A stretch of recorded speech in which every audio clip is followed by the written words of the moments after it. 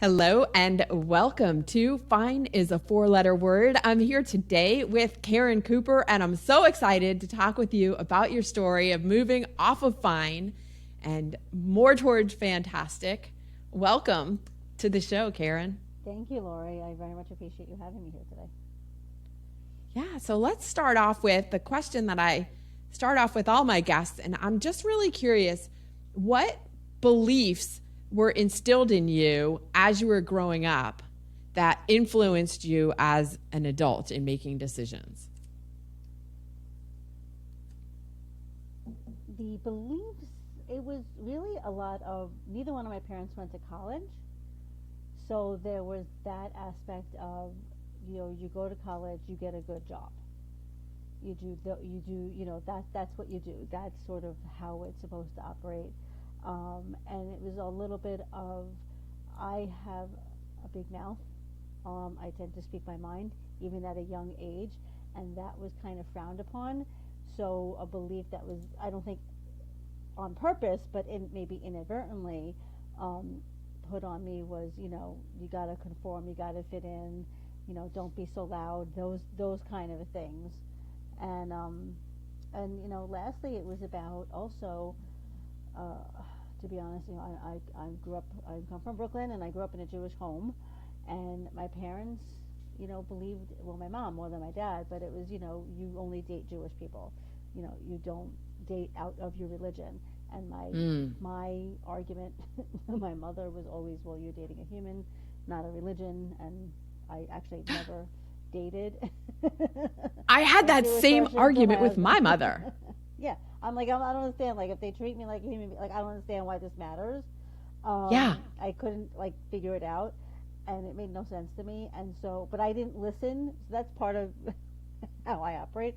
I was like, okay, we're on the same page there. And yeah, I didn't listen. And honestly, I never actually seriously dated a Jewish until actually my husband, ironically.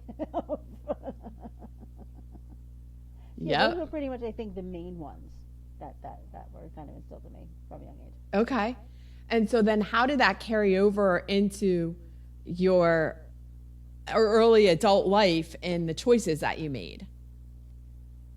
I thought, I kind of just was like, you know what, this is the way it's supposed to be.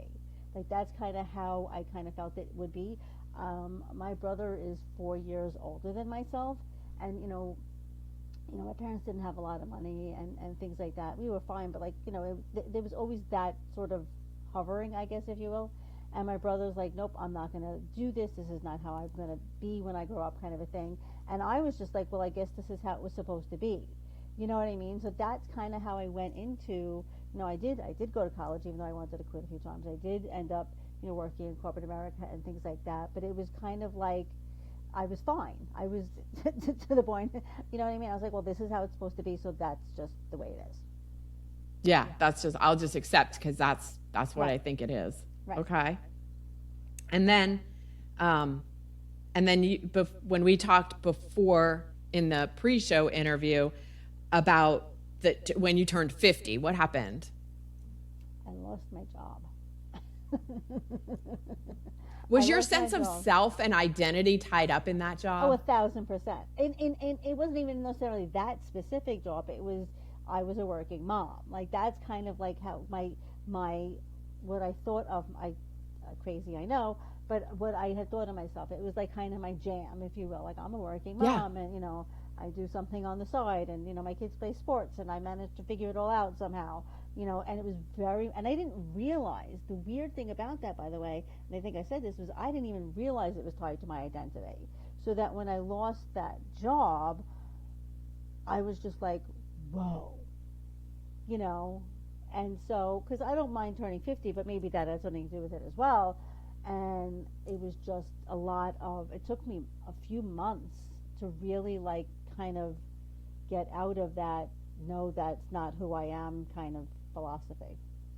Yeah, that's what I was doing, but that's not who I am. Right. Yeah, a lot of us get tied up in that job. When I shut down my first business, I had started, I was like, it was really hard, because that was my identity. Right. And now, who am I without that? Exactly. Exactly, and you don't Yeah. realize like you are a human being, and like you almost like it's crazy as it sounds. You kind of forget who you are because again, you kind of like going back to it's fine, and this is the way it's supposed to be, kind of a thing. It's even it's just you don't even realize it, and it's sort of a lot of times what I'm learning now is you don't even hear half the things you're saying to yourself, let alone other Mm-hmm. people. And so I Yeah. didn't realize at the time that's what I had done. Like, and I'm sure other people, I'm sure it was put on me by society as well and whatnot. And, it was also frowned upon that I was a working mom. So maybe, my defiant self was like, well, my kids are upright and they still call me mom. So they, you know what I mean? Right. Right. Yeah. Yeah. Um, so, what was the process that you went through to kind of reclaim your sense of self? A lot of crying, a lot of wall kick. I was just a mess. I mean, honestly, to be fully transparent, I have been I'd been dabbling in the personal development space for a few years prior to that. So I did a lot of that too. Personal development was reading books, was listening to Mel Robbins is a friend of mine. Tony Robbins is another one. Watching YouTube videos, like I would literally type in like motivation or inspiration or stuff like that, and just keep consistently doing that. Like and honestly, some days I just let it be. Like some days, if I didn't feel like doing it, I didn't. I kind of um, stayed in that place, if you will, because that's what I kind of needed to do at the time. And then little Right. by little, what was happening was when I was in a bad mood or when I was pissy or something like that, like I noticed bad things were kind of happening. And they always say these things, but you don't necessarily believe them. And then I was like, wait, if I, and I knew I had the ability to kind of change the way I looked at things and the way I reacted towards things and stuff like that. So it took me a little bit, but that's kind of what I did. I maybe I went a day or two without doing personal development or something like that. I would vent to people, but like I was always sort of talking to people and getting it out of my system in some way, shape, or form. Yeah. Well, good for you for one, recognizing that some days you just needed to be in that place. Like Yeah, it's okay to feel what you feel, even if it's not all sunshine and roses. right, It's okay. Like you have to let yourself feel the feelings so that you right, can move through them. right. And I And think that's then important and to then know. recognizing, yeah, and then recognizing the pattern that like, hey, if I stay in this dark place, it's a perpetual Yes, circle it was of a more perpetual cycle of darkness. darkness. It's like and I was completely a skeptic. So I get anybody who's listening to this at the moment is like, yeah, whatever. She drank the Kool Aid. Yeah, I did. But you know what? I'd gotten to the point in my life where I was just like, what else is there? You know what I mean? I Yeah. couldn't be fine anymore. It wasn't enough. It was Yeah. just not enough. And I can't control some actions around me and things that happen for sure, but I can control how maybe I react to them, what I, not even so much what I feel, but how I react to them, and then what onus do I place on that. You know what I mean? It Yes. isn't all sunshine and rainbows. I'm not happy and peppy all the time, bursting with love all the time. But I also, 10 years ago, would sit and wallow in the misery. You know Mm. what I mean? And be like that for weeks upon end, and thinking why is this happening to me? Playing the victim card really, really well, Right. and it wasn't serving me, quite frankly. It was just Yeah. it wasn't doing anything for me. Yeah. I've been sometimes accused of wearing rose colored glasses. And my response to that is much like you know what? It's prettier this way. I'm Yeah, happier. And if the goal is my happiness without hurting anyone else, right, then I'm going to wear them. Like right. what you're saying. Like if you think this is hokey and personal development Go is ahead. like a panacea, then fine. I'm feeling pretty good. That's awesome. I was Yeah, that way too. I totally get it. And that we're all allowed to have our own opinions and our own feelings about things. That's of the beauty course. of it. Of course. Stepping back, when you first started the personal development path, because you said it was a couple years before you got laid off. Yeah. What was the initial thing that drew you to it? It, oddly enough, it wasn't even the personal development piece. I had actually, um, talking about being fine and not being fine, I just was like annoyed with having no energy. I decided to say yes to my health. Is really how the personal development was introduced to me.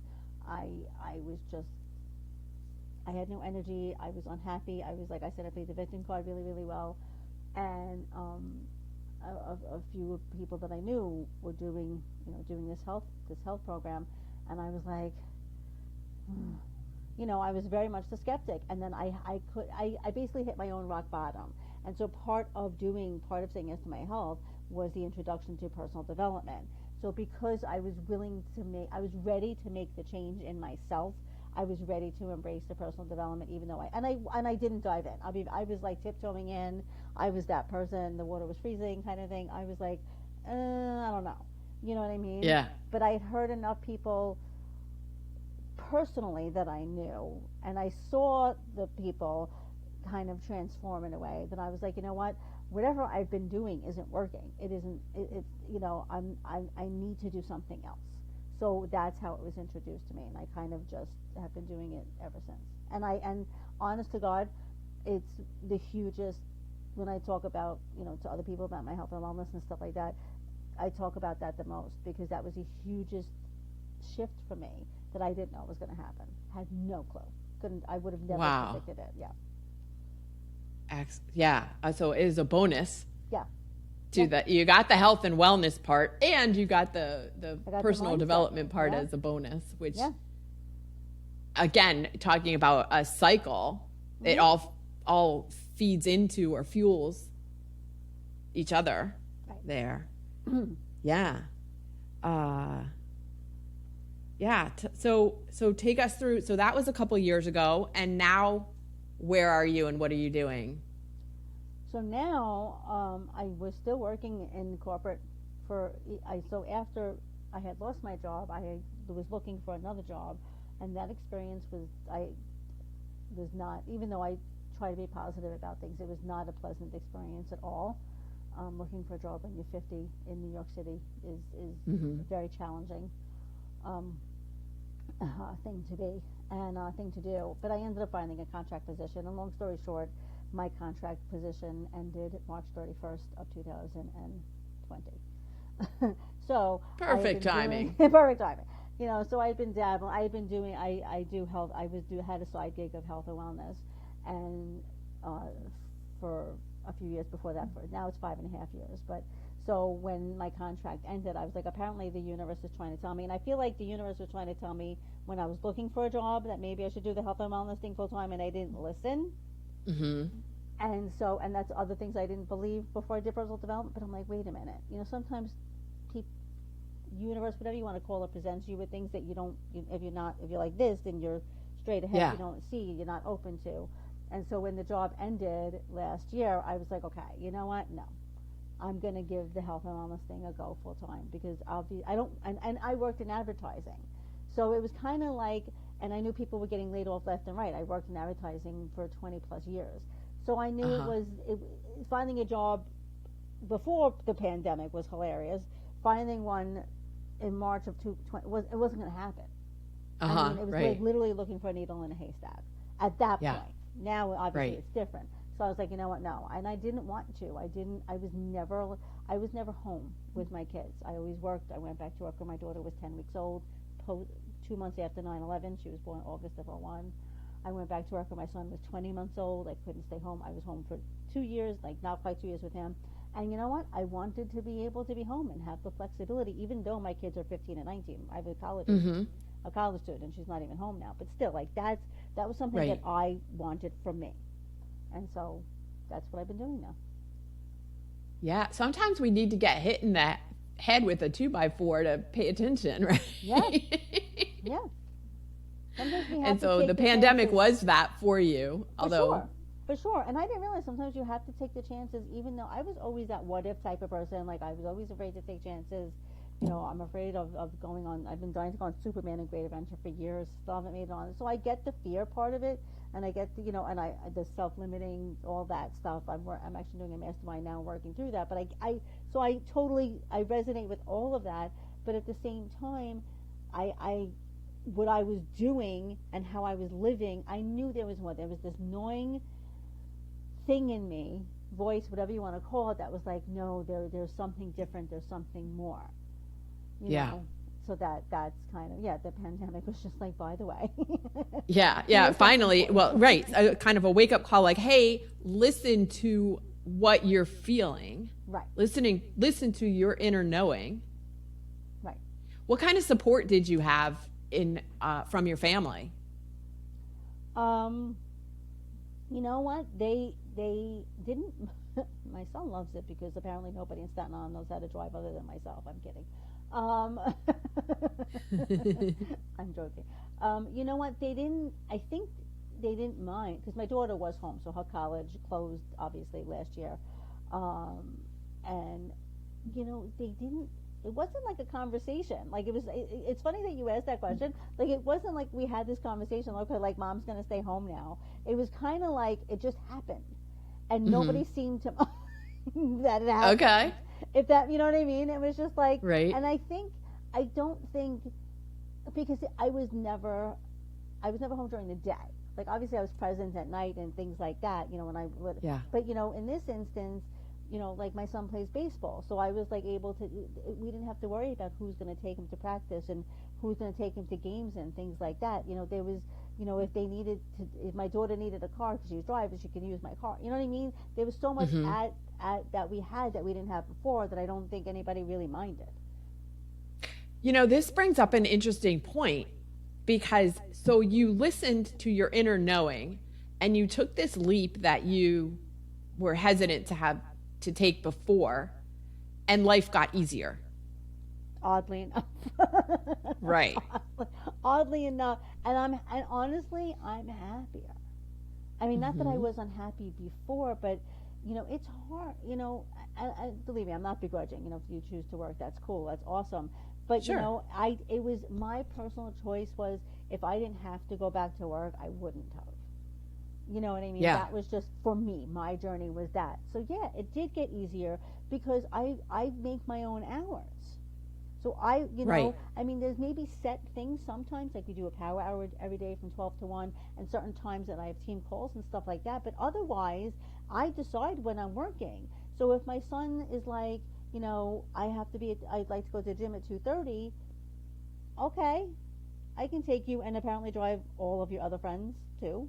Because you're the one who's around. Because it's funny because now I realize like a lot of his friends are I know a lot of teachers, so they're still working, and some of his friends, their parents are healthcare workers. So and it's nice because I can be the one to drive everybody everywhere all of the time. Yeah. But right. Well, so it comes back to, well, I was afraid to jump, but now it's listening to your inner knowing. It's not really surprising that things got easier when you started paying attention to what you really needed to do for you. And what was being sort of presented to me. I think that was part of it too, because even though I know, a lot of times I feel like we know things, but we're like, there's that fear. We place that, like, whatever it is in ourselves. We get into our own minds. And I was totally doing that. And it just was like, you know what? Here, go do this. And the funny thing is, like the power hours started because of the pandemic. Like all of these things, has it been easy and rainbows and unicorns? No. So I'm gonna, sure, what I mean? That's not life, but that's not life. But what I found is I'm much less stressed, even though I'm in health alone. I'm still like, it's not, oh my God, what am I gonna do with? It's like, okay, we'll figure it out. Even if I have a meeting or something is going on, my mind is not as bogged down as it was previously. So things just tend to work themselves out in some way, shape, or form. We talked about that concept of surrender. Yes. Yeah, it's kind of like you know what? I'm not a type A personality by any stretch of the imagination, but at the same time, it's like, I was very, I was, I'll be perfectly, and I'm very real. Like that's the huge important thing for me is to be honest and real with kind of almost to a fault. But like I had a lot of self-limiting beliefs, and a lot of I was self-sabotaging for sure, for sure. And I think that's part of what a lot of us do is we know we're supposed to do something, and we just what if, you know what I mean? We go to the what if, we go to the wrong part of the what if. Is really what happens is we always started with the negative. But what if this? What if that? And you know what? What if it doesn't work? Okay, well now at least you took the chance, and maybe it doesn't work. But what if it actually does work? Right. Or what if it's working, but maybe not to the degree? And like in my case, I was like, okay, I understood more of what my issues were, so now I can work on those, which is what I've been doing this year, investing in myself, taking masterminds, furthering my growth. I think it's 90 something percent of millionaires are always learning, growing, and doing something to better themselves. Yeah. I mean, growth is the natural, really the natural human condition. Right. Requires growth. Because if you're not growing, you're dying. So which one do you want? And a lot of us don't. Like I didn't for a long time. We stay in the fine. Like we stay there. And you know what? For some, that's okay. But growing can be very. It's not easy. It's not pleasant when you're looking really, really, really hard in the mirror and things like that. But when you uncover, then you can uncover what's going on, and then you can be like, oh wait, I have all these other ways and all these other talents and all these other things, and it's just been amazing. Honestly, it's been phenomenal. I to your point of it's not always comfortable. However, once you get through that point of uncomfortableness, on the other side is so much better. It's better than you could have possibly imagined. Right. And that process of growth and getting through expansion. The uncomfortable. Right, expansion. Yeah. Right. And it's it is uncomfortable. Because I think a lot of us don't do that. I'm reading the 5 a.m. Club right now. We actually have a bunch of us did a book club.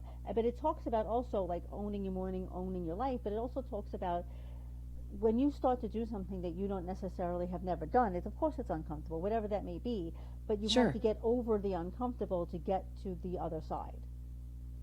Yeah, and the only way over is through. Right.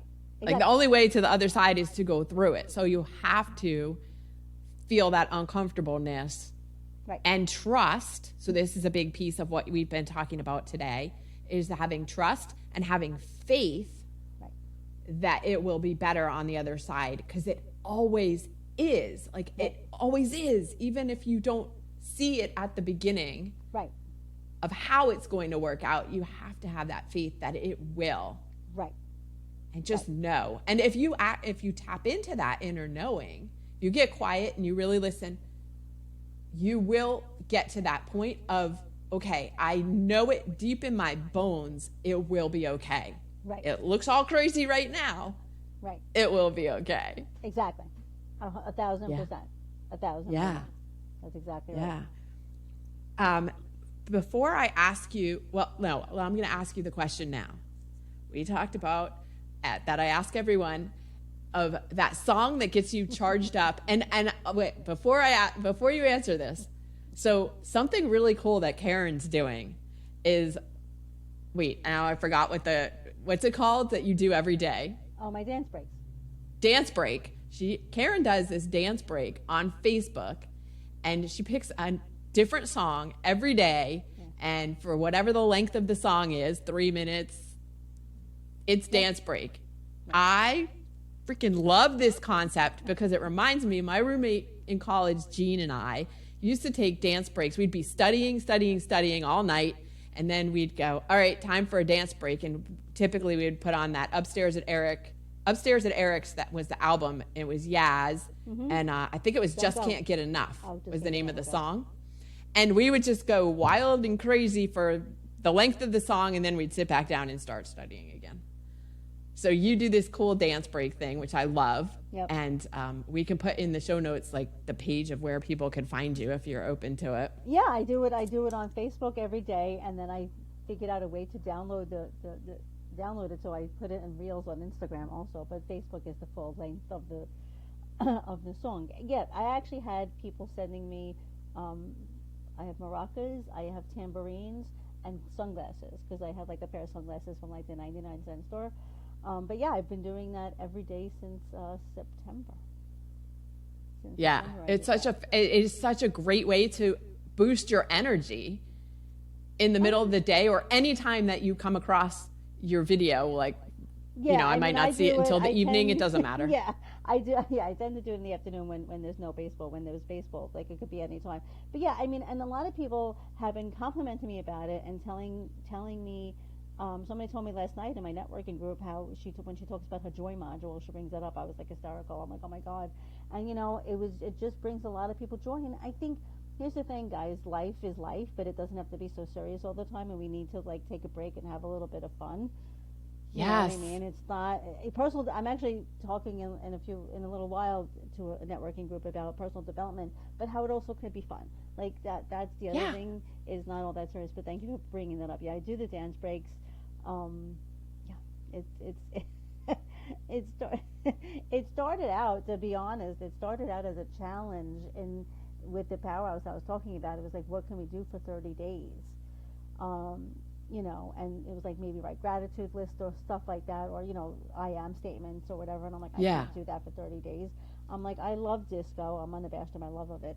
And I was like, I can do dance breaks, because at the beginning of the pandemic, I also did a group called No Corona for You. I think we talked about this, because I just felt like everybody was just like it was just so polarizing what's going on social media, and I was just like, there needs to be something that breaks it up, kind of a thing.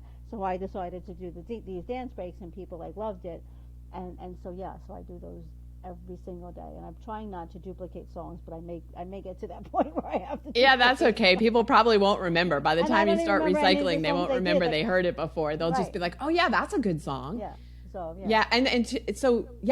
to your point too, it's about finding what works for you. Yeah. So if writing a gratitude journal every day doesn't work for you, but doing dance breaks does, then do that. Like, do the thing that works for you. Okay, so now tell me what your go-to hype song is. Well, when we initially talked, I said 2 of them, and I'm actually going to stick with them, because like I said, I love disco, and any disco song really gets to me. But like, I kind of feel like my anthem lately is I Will Survive. Gloria Gaynor. And my other one would be Staying Alive by the Bee Gees. Staying alive, staying alive. Yeah. I'm not going to sing. Like Nobody wants to hear me sing. I just those were the 2 that immediately came to me, and I was just like, you know what? Yeah, and I kind of, I just, even if you hate disco, I kind of feel you can't not listen to it and feel some sort of joyous emotion. So yeah, those are my walk-up songs. Yes. All right. Thank you so much for sharing what you've shared with us today. I know that the listeners are going to get value out of and can relate to what you are talking about. We will put your contact information in the show notes so people can find you. Is there a particular place? You mentioned Instagram. What's your and Facebook? On Facebook, I'm on LinkedIn too, but on Facebook it's Caren, Caren Schagren, Schagren Cooper, Cooper.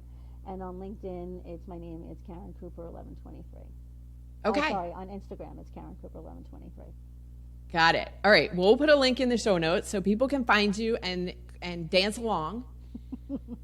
And yeah, thanks so much for joining me today on Fine is a 4-letter word. Thank you very much for having me. This was amazing. Okay.